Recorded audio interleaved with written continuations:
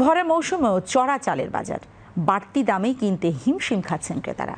গত কয়েক সপ্তাহে খুচরা বাজারে সরু চালের দাম কেজিতে 5 থেকে 10 টাকা পর্যন্ত বেড়েছে। মোটা চালের দামও বেড়েছে কেজিতে 4 থেকে 8 টাকা। চালকল মালিকরা বলছেন, ধানের দাম বেশি হওয়ার কারণে তারা চালের দাম বাড়াতে বাধ্য হচ্ছেন, ফলে ভোগান্তিতে পড়ছে নিম্ন আয়ের মানুষ। এই অবস্থায় চালের বাজার স্থিতিশীল রাখতে চাল সিন্ডিকেটের বিরুদ্ধে দ্রুত সরকারকে কঠোর ও কার্যকরী পদক্ষেপ গ্রহণের দাবি জানিয়েছে সংশ্লিষ্টরা। বিস্তারিত মাহমুদুল হাসানের প্রতিবেদনে। রাজধানীর বিভিন্ন বাজার ঘুরে দেখা যায় বাড়তি দামে বিক্রি হচ্ছে সব ধরনের চাল, যে চিত্র চলমান গত কয়েক সপ্তাহ ধরে। পাইকারি পর্যায়ে মানভেদে ঈদুল আজহার আগে 70 থেকে 72 টাকা বিক্রি হওয়া মিনিকেট চাল এখন 80 থেকে 84 টাকা কেজিতে বিক্রি হচ্ছে। 53 থেকে 54 টাকার 28 চাল 60 থেকে 62 টাকায় এবং নাজিরশাল চাল বিক্রি হচ্ছে 80 থেকে 85 টাকায়। চালের বাজারটা বাড়তি মুখে বর্তমানে মিনিকেট বেচছে 70-72 টাকা, সেই মিনিকেট এক লাফে চলে গেছে 80 থেকে 82 টাকা কোয়ালিটি বুঝে। এভাবে প্রত্যেকটা চালের দামে বেড়ে গেছে, কারণ এই সময় আমরা সবসময় দেখেছি সিজন ভরপুর সিজন হয়, এই সময় চালের দাম কম থাকে। কিন্তু এবারটা হলো ভিন্ন রূপে, কারণ ব্যবসায়িকরা অনেক হিমশিমে। এটা হয়তো মেলাদের কোনো সিন্ডিকেট হচ্ছে না, যে কোনো কিছু হচ্ছে এখানে। ভরা মৌসুমেও চালের দাম বাড়ার কারণ হিসেবে বিক্রেতারা বলছেন, ধানের দাম বেশি হওয়ায় তাদের বেশি দামে চাল কিনতে হচ্ছে, ফলে তারা বাধ্য হয়ে চালের দাম বাড়িয়েছেন। কর্পোরেট কোম্পানি আর মেলাররা এরাই কিন্তু সিজনের প্রথমেই কৃষকদের ধানগুলো কিনা গোডাউনে করে রাখছে, কিন্তু এই দাম তারাই বাড়াইছে। এখন কোনো চালের দাম বাড়ে নাই, বাড়ানোর কথাও না।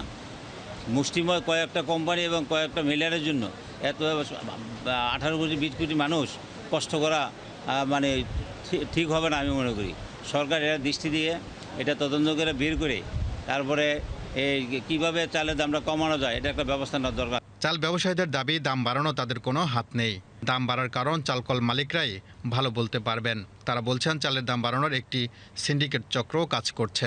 বড় বড় কর্পোরেট কোম্পানি, বড় বড় রাঘবওয়ালরা লাইসেন্স দিয়েছে, পূর্ববর্তী সরকার লাইসেন্স দিয়ে গেছে। এটা কৃষকের কাছ থেকে অলরেডি ধান কিনে ফেলাইছে, কিনা তারা এটা মজুত করছে, মজুত করার পর দাম বাড়াইতেছে। মূলত কৃষকের মূল্য পাচ্ছেন না, আর আমরা যে সাধারণ ছোটো খাটো দোকানদার, আমরাও লাভ পাচ্ছেন।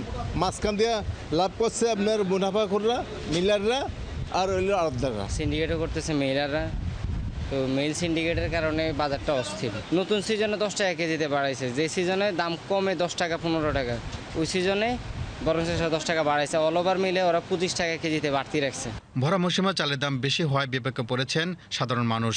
বিশেষ করে নিম্ন আয়ের মানুষেরা জীবন চালাতে হিমশিম খাচ্ছেন।